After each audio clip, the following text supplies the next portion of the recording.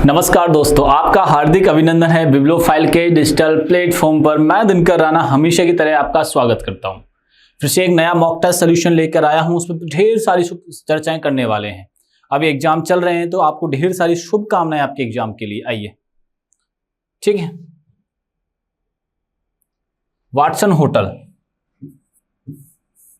ठीक है ना। वाटसन होटल के बारे में बात करते हैं।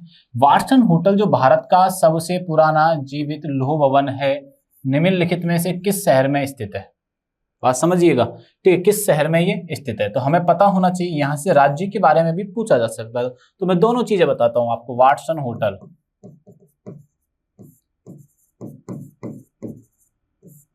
वाटसन होटल, ठीक है ना। वाटसन होटल के बारे में आपको याद क्या रखना है? पहले तो आपको राज्य के बारे में बता देता हूं, महाराष्ट्र के बारे में। महाराष्ट्र में, और महाराष्ट्र का शहर कौन सा? महाराष्ट्र की राजधानी मुंबई में ये स्थित है।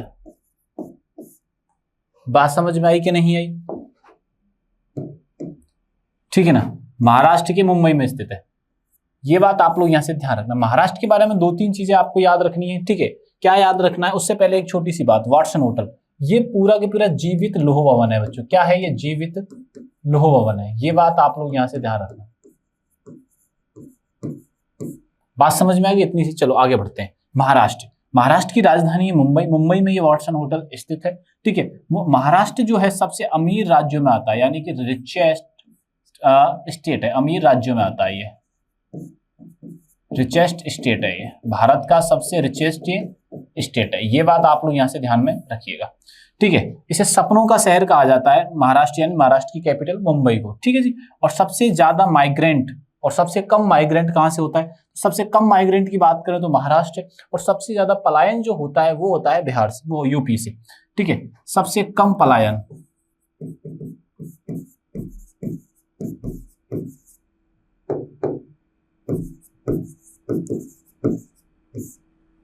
ठीक है ना, सबसे कम पलायन। ये बात आप लोग यहां से ध्यान में रखिएगा। बात समझ पा रहे हो कि नहीं पा रहे हो कि सबसे कम पलायन कहां से होता है? महाराष्ट्र होता है। और लेकिन सबसे अधिक पलायन कहां से होता है? तो आप याद रखना, यूपी से सर्वाधिक पलायन होता है। लेकिन हम आंसर में क्या कर देते हैं? बिहार कर देते हैं। माइग्रेंट की बात कर रहा हूं, 2011 के डाटा की बात कर रहे हैं हम। 2011 की डाटा की बात कर रहे हैं। सर्वाधिक पलायन कहां से होता है? यूपी से होता है। और सबसे कम पलायन होता है महाराष्ट्र से, ठीक है। मुंबई, मुंबई को क्या कहा जाता है? ड्रीम सिटी कहा जाता है, यानी कि सपनों का शहर कहा जाता है।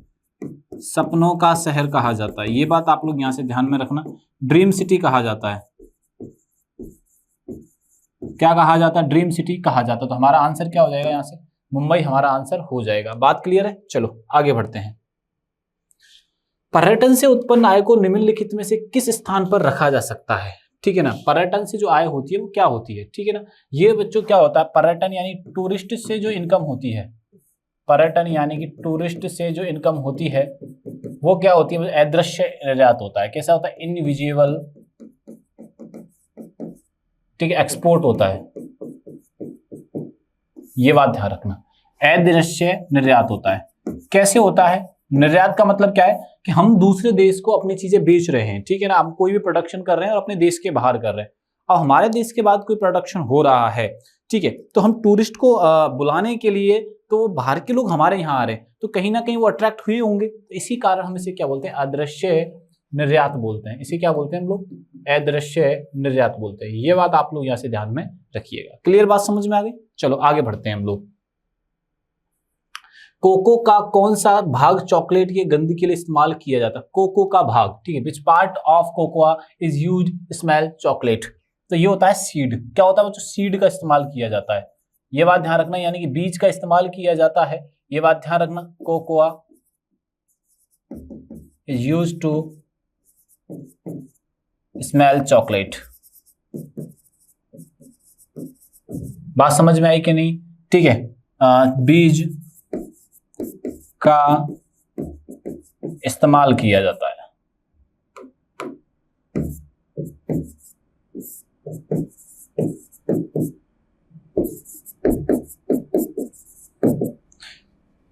बात समझ में आ गई? चलो आगे बढ़ते हैं। निम्नलिखित में से कौन एक मानव निर्मित तंतु है? ठीक है, हमसे पूछा जा रहा है कि मानव निर्मित कौन सा है? ऊन है, रेशम है, रेयान है, कपास। आप देखना वुलन के बारे में, देखना वुलन के बारे में, रेशम के बारे में, ये सारे नेचुरल है। रेयान क्या है? एक मैन्युफैक्चरिंग है। ये क्या है? ये बात ध्यान रखना, मानव निर्मित है।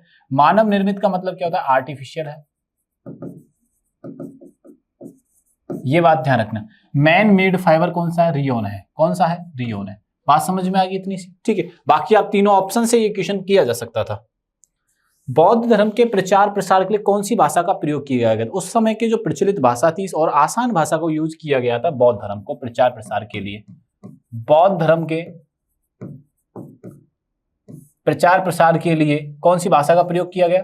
पाली भाषा का प्रयोग किया गया। उस समय की ये बहुत आसान भाषा थी और रोजमर्रा की जिंदगी में, डेली लाइफ में बोलने में इसका काम लिया जाता था, यानी कि पाली भाषा का। ये बात ध्यान रखना।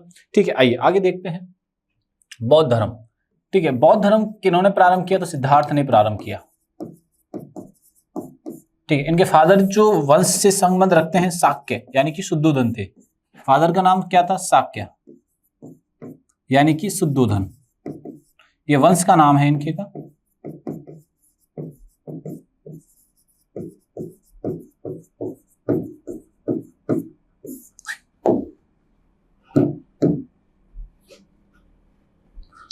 बौद्ध धर्म, ठीक है, पाली, सिद्धार्थ और शाक्य। क्लियर? बात समझ में आई कि नहीं आई? क्लियर है? ठीक है ना। आओ आगे बढ़ते हैं। आगे जब हम बढ़ते हैं तो चीजों को क्या देखते हैं? बौद्ध धर्म से आगे पाली के बारे में देखते हैं, सिद्धार्थ के बारे में देखते हैं, शाक्य के बारे में देखते हैं, और इनकी जो मासी थी उनके बारे में जरूर याद रखना, जिन्हें गौतमी के नाम से जाना जाता है। गौतमी, इन्होंने ही इनका भरण पोषण किया था। इनके बेटे का नाम जरूर याद रखना, सन का नाम याद रखना, राहुल। ठीक है ना, ये सारी चीजें आप इनके बारे में याद रखिएगा। ठीक है, कौन सी भाषा में? पाली भाषा में। चलो आगे बढ़ते हैं। कांसा एक मिश्र धातु है, इसके घटक कौन कौन से हैं? हमसे पूछा जा रहा है। Bronze is an alloy. Bronze is an alloy. तो ये जो एलॉय होता है, ठीक है, एलॉय का मतलब क्या होता है? एक मिश्र धातु है। तो मिश्र धातु जो ये बनता है बच्चों, मिश्र धातु जो बनता है Cu और SN का बनता है। ये बात आप लोग यहां से ध्यान में रखिएगा। चलो आगे बात करते हैं। सूर्य में कौन सा तत्व सर्वाधिक पाया जाता है? सूर्य में है जो सर्वाधिक तत्व, जैसे मैं ब्रह्मांड की बात करता हूं, यूनिवर्स में, ब्रह्मांड के अंदर जो सर्वाधिक पाए जाते हैं वो पाया जाता है हाइड्रोजन और हीलियम। ब्रह्मांड में सबसे ज्यादा पाए जाने वाले ये तत्व रहते हैं। बात समझ में आई कि नहीं है? हाइड्रोजन और हीलियम सबसे पाए जाते हैं, सबसे ज्यादा पाए जाते हैं। और हमसे पूछा जा रहा है कि भैया कि सूर्य में कौन सा होता है? सूर्य एक्चुअली में एक तारा है। सन क्या है? एक तारा है। सूर्य क्या है? एक स्टार है। ठीक है, ये बात आप लोग यहां से ध्यान रखना। सूर्य एक तारा है। ठीक है, सूर्य एक तारा है, एक स्टार है। स्टार होने की कंडीशन मैं आपको बता देता हूं। स्टार होने के लिए लाइट का होना जरूरी है। ये बात ध्यान रखना। ठीक है, लाइट का होना बहुत जरूरी है। बात समझ में आए कि नहीं है? ठीक है, स्टार जैसे आप बोले सर अभी लाइट आपके स्टूडियो में भी तो ऑन हो रखी है। नहीं, ये स्वतः ही प्रकाशमान नहीं है। ये क्या है बच्चों? स्वतः ही प्रकाशमान नहीं है। ठीक है, दूसरा क्या होना चाहिए? हीट का होना भी जरूरी है। लाइट और हीट जब हाँ होते हैं उन्हीं को क्या बोलता है? स्टार बोलते हैं। स्टार में सबसे ज्यादा पाई जाती है हाइड्रोजन। क्या पाई जाती है बच्चों? हाइड्रोजन सर्वाधिक पाई जाती है। ये बात समझ में आई कि नहीं है? ये बात आप लोग यहां से ध्यान रखना कि सूर्य में कौन सी गैस सर्वाधिक पाई जाती है, कौन सा तत्व पाया जाता है, तो वो पाया जाता है हाइड्रोजन, फिर पाया जाता है हीलियम। ये बात भी अपने को यहां से ध्यान में रखनी है। चलो आगे बढ़ते हैं। सिखवाद का प्रवर्तक कब आया था? ठीक है, कब होता है? सिखवाद के, सिखिज्म के बारे में लोगों को नॉलेज या सिखिज्म प्रारंभ के बारे में जो हमें नॉलेज मिलती है वो मिलती है 15 AD में। ये बात आप लोग यहां से ध्यान में देखिए। इनके धर्मगुरु अलग अलग आए, उन्होंने इनका प्रचार प्रसार किया। 100 वाट तथा 500 वाट के बल्ब के प्रतिरोधों का अनुपात क्या होगा वोल्टता समान हो तो? ठीक है, 500 वाट और 500 वाट के प्रतिरोधी के बारे में पूछा जा रहा है।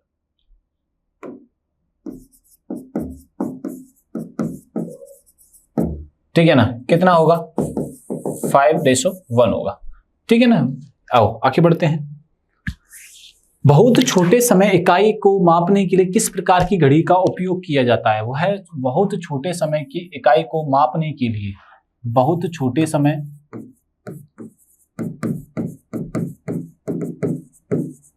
इकाई को मापने के लिए,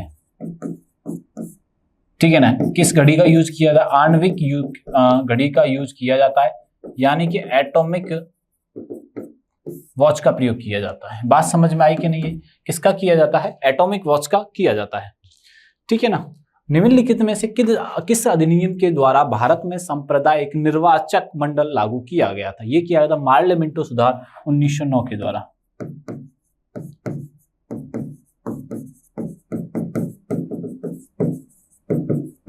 ये बात आप लोग यहां से ध्यान में रखना। मार्ले मिंटो सुधार 1909 में होता है और इसके अंदर ही निर्वाचक सांप्रदायिक निर्वाचक मंडल लागू किया गया था।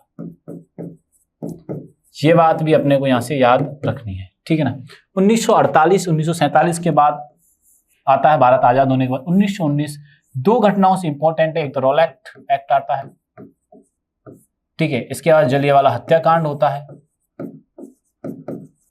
ठीक है। इसके अलावा खिलाफत आंदोलन होता है, खिलाफत के बाद असहयोग आंदोलन होता है, असहयोग आंदोलन होता है। तो ये पर्टिकुलरली इसी डेट के ऊपर 1920 में भी होती है, बट मैं एक साथ आपको बता रहा हूं। रॉलेट एक्ट, जलियांवाला हत्याकांड, खिलाफत, असहयोग, सारे के सारे लोग एक साथ ही होते हैं। ये सारी घटनाएं 1-2 साल के अंतराल में होती है। ये बात ध्यान रखो, 1919 ही नहीं है, इसके 1919 के अंतराल में होती है ये, ठीक है ना। ये बात आप लोग यहां से ध्यान में रखिएगा। चलो आगे बढ़ते हैं। मैच करना law of demand, law of diminishing, law of variable, ठीक है। इसके बारे में देखते हैं। चलो, मांग का नियम क्या कहता है, ठीक है। मांग का क्या है? आय बढ़ने पर कीमत विपरीत दिशाओं में चलती है। देखो, डिमांड का रूल क्या कहता है, पहला अपन देखते हैं। डिमांड का रूल कहता है प्राइस बढ़ेगी तो डिमांड क्या होगी? डाउन होगी। प्राइस डाउन होगा तो डिमांड क्या होगी? बढ़ेगी, ठीक है। मतलब इन दोनों में इनवर्स है, विपरीत चलते हैं। ये दोनों कैसे चलते हैं बच्चों? विपरीत चलते हैं। बात समझ में आई कि नहीं? ये दोनों कैसे चलते हैं? ये विपरीत चलते हैं। क्लियर हुआ? तो ठीक है, अब देखते हैं लॉ ऑफ डिमांड क्या है। तो ये demand and price move in opposite, सही बात है। ये हो गया, ए में क्या आ गया? 2 आ गया। अब ये देखो कहां ऑप्शन में, ए में 2, एक तो इसमें है और एक इसमें, ये दोनों तो ऑटोमेटिक हट ही गए, ए और बी हट गए। सी और डी में से देखते हैं। आओ, लॉ ऑफ डायमेंसिंग मार्जिनल प्रोडक्ट, घटते सीमांत उत्पाद का नियम क्या कहता है? एक निश्चित बिंदु के बाद बढ़ती हुई आगत सीमांत उत्पाद में गिरावट लाती है, ठीक है। एक निश्चित बिंदु के बाद, जैसे मैंने कहा ये पीक पॉइंट है बच्चों, अब यहां से ना ये पीक पॉइंट आने के बाद थोड़ा बहुत नीचे की तरफ जाना होता है, तो यही हमें समझाने का प्रयास करता है। घटते सीमांत उत्पाद का नियम क्या है? यह है एक निश्चित बिंदु के बाद बढ़ती हुई आगत सीमांत उत्पाद में गिरावट लाता है, यानी बी में 1 हो जाएगा। क्या हो जाएगा? बी में 1 हो जाएगा। अब आगे देखो, बी में 1 है क्या? ये एलिमिनेट हो गया, बचा कौन सा है? ये वाला। और सी में 3 हो जाएगा। तो आंसर हमारा क्लियर हो जाएगा, सी 3। अगर आपको डिमांड का रूल एक चीज भी इनमें से पता थी तो आंसर करना आपके लिए आसान हो जाता। भारत में सबसे अधिक दूध देने वाली बकरी कौन सी है? ठीक है ना, सर्वाधिक दूध देने वाली,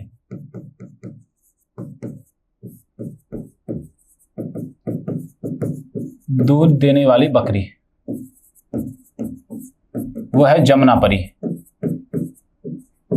ठीक है ना। इसे जमुनापारी भी बोल देते हैं और जमुना पार भी बोल देते हैं। यूपी वाले क्षेत्र में है जमुना पार, ठीक है ना। ये बात आप लोग यहां से ध्यान रखना, ये बात समझ में आई, ठीक है ना। ये बकरियों के जो स्पीसीज होती हैं या उनके रिलेटेड जो चीजें होती हैं, जैसे मैं कहूँ आपसे कि इन्हीं की नस्लों के बारे में बात कर रहे हैं। जमुनापरी एक नस्ल है बकरी की जो सर्वाधिक दूध देती है।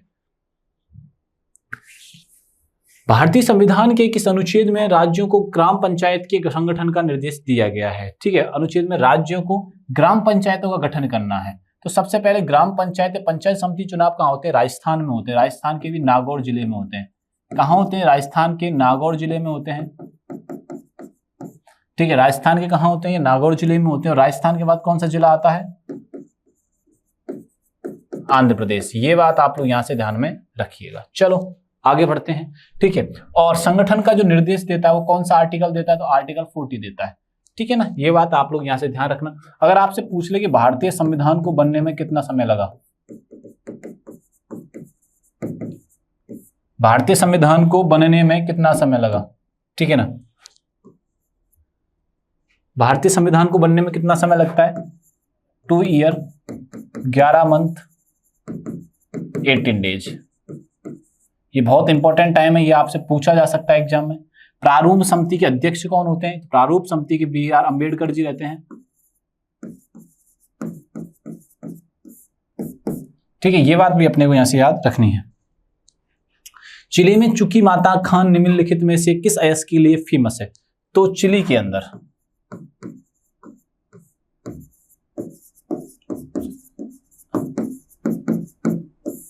चुकी माता खान,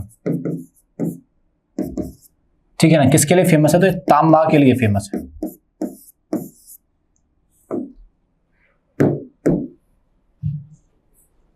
बाघा बॉर्डर कौन सी अंतरराष्ट्रीय सीमा पर स्थित है? ठीक है, बाघा बॉर्डर है भारत और पाकिस्तान का बॉर्डर। ठीक है, और भारत और पाकिस्तान की जो सीमा रेखा लगती है उसको रेड क्लिफ लाइन बोला जाता है। इसको क्या बोलते हैं हम लोग?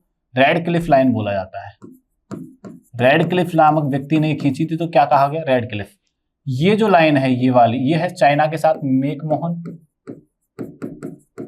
और यहां पे अफगानिस्तान के साथ है जिसको बोलते हैं डूरंड रेखा। ये बात आप लोग यहां से ध्यान, बांग्लादेश के साथ भी कौन सी है? रेड क्लिफ है। ठीक है, बाकी याद रखोगे आप सारी की सारी, तो ये बात आप लोग यहां से ध्यान में रखिएगा। बांस और रतन संगठन का अंतरराष्ट्रीय नेटवर्क आइनवार स्थित है। ठीक है ना, बांस और रतन संगठन का अंतरराष्ट्रीय नेटवर्क स्थित कहां पे है बच्चों? तो ये है चाइना में। कहां पे है ये? चाइना में है। और चाइना के भी किस पार्ट में है? तो चाइना के है बीजिंग में। कहां पे? चाइना के बीजिंग में। ये बात आप लोग यहां से ध्यान में रखना। गुवाहाटी कहां है, किस राज्य में? तो ये है असम में। ठीक है, कोलंबो कहां पे है सर? ये है श्रीलंका की राजधानी। ठीक है ना, और ढाका किसकी राजधानी है? तो बांग्लादेश की राजधानी है। ये बात आप लोग यहां से ध्यान में रखना।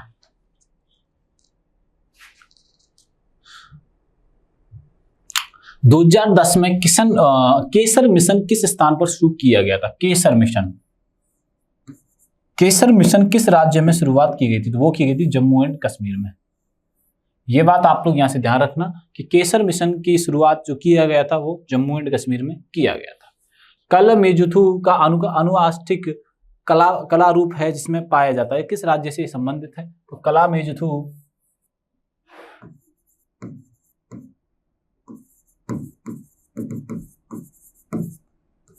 मेजुथु जो संबंधित है वो है केरलम से।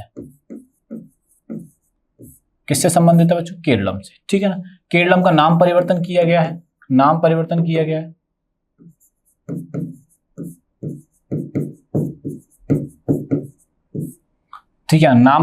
किया गया। ये बात आप लोग यहां से ध्यान में रखना कि इसका क्या किया गया बच्चों? नाम परिवर्तन किया गया। किसका किया गया? केरलम का। ये बात आप लोग यहाँ की भाषा जो बोली जाती है उसमें क्या बोली जाती है?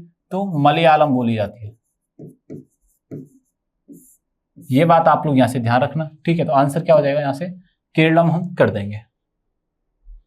एडम स्मिथ द्वारा प्रस्तावित अदृश्य हाथ अवधारणा मुख्यतः क्या दर्शाती है? अदृश्य हाथ मतलब कि स्वार्थ को दर्शाती है। किसको दर्शाती है? स्वार्थ को। स्वार्थ के माध्यम से प्राप्त बाजार संतुलन।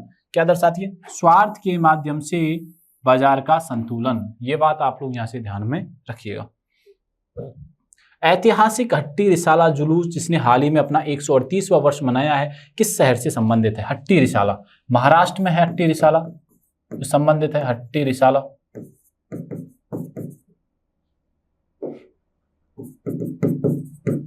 किससे संबंधित है? हट्टी रिसाला। ये संबंधित है महाराष्ट्र से, और महाराष्ट्र के जालना से है।